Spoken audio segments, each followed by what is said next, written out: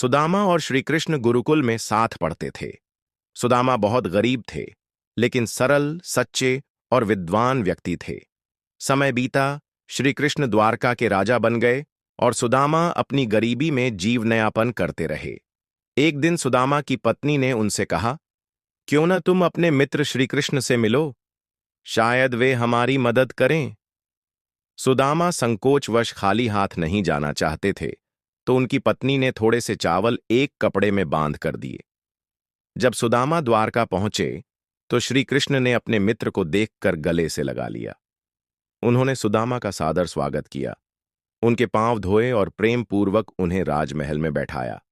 जब सुदामा ने झिझकते हुए चावल का वो छोटा सा बंधन श्री कृष्ण को दिया, तो श्री कृष्ण ने उसे बड़े प्रेम से खाया।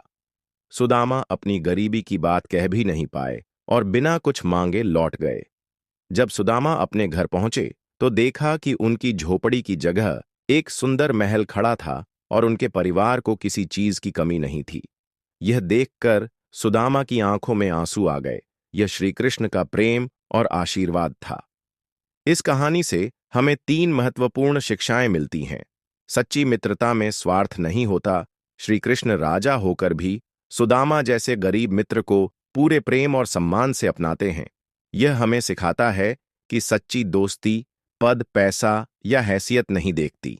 यह सिर्फ प्रेम और विश्वास पर टिकी होती है। भेंट का मूल्य भावना से होता है। सुदामा ने श्रीकृष्ण को बस मुट्ठी भर चावल दिए, लेकिन श्रीकृष्ण ने उसे सबसे कीमती तोहफे की तरह ग्रहण किया।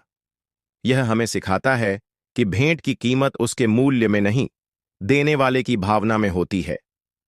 निस्वार्थ प्रेम और भक्ति का फल अवश्य मिलता है। सुदामा ने कभी अपनी गरीबी की शिकायत नहीं की और बिना किसी स्वार्थ के अपने मित्र से मिलने गए। उनके इस निस्वार्थ प्रेम का फल उन्हें भगवान श्रीकृष्ण के आशीर्वाद के रूप में मिला। यह सिखाता है कि सच्चा प्रेम और भक्ति कभी व्यर्थ नहीं जाते।